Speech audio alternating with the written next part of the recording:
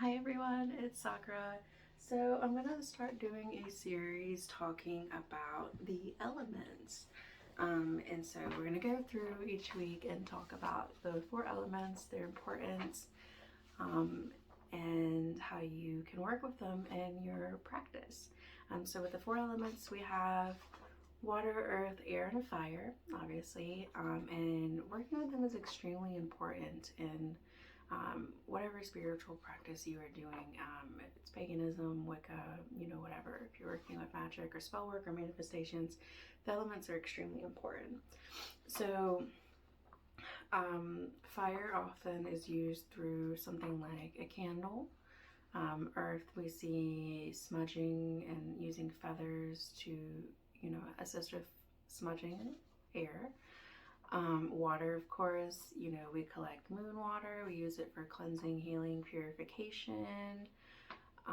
And earth, we use herbs, we work with, we have, garden witches. So the elements are heavily used in whatever practice you are doing. So we're going to talk a little bit about water, since water is, all about healing, purifying, new beginnings. We're getting in the winter months where we're reflecting and moving towards a new year. So I feel like water is a good place to start. So with water, it's a feminine energy. It's planets are Moon, Neptune, and Pluto. And the season represented by water is fall. So we're in the fall. And of course, water signs in the zodiac are Cancer, Scorpio, and Pisces. So they may like working with water even more. I know I do. I love water. So water has held a high place in history for a long time. There's tons of folklore out there about water and mysticism and its healing properties and destructive properties. We see God of Water. We see, in ancient times, the Celts, believed that the rivers had healing properties, and it's just water has been a dominant force in our life and spirituality for a long time.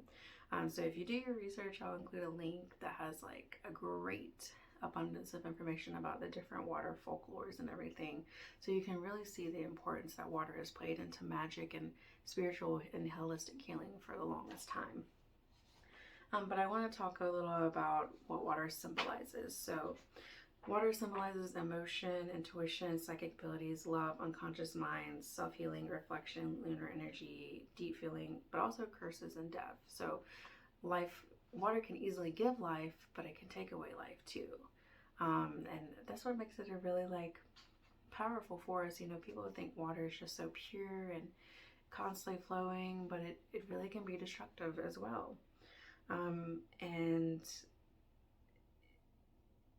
there's a lot of tools that you can use to work with water. Some of the most common ones are a bowl. People use it as like a vessel, cauldron. People use chalice, which really embraces like the feminine energy. So water is just really important in working in this type of spirituality and whatever it is that you may believe in. A lot of herbs also, have to correspond with water. So seaweed, aloe, water lily, lotus, cucumbers, eucalyptus. We also have crystals that, correspond with water, which is moonstone, pearl, silver, aquamarine, amethyst, lapis, blue topaz, opal. So water is just really important.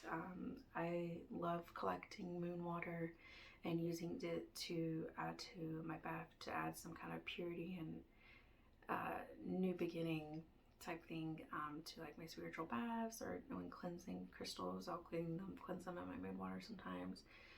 Water is just such a powerful force, but often misunderstood. But I will include that link down below for you to read up more about the folklore of water and its importance. I also have a PowerPoint that I made that I will try and include in the description.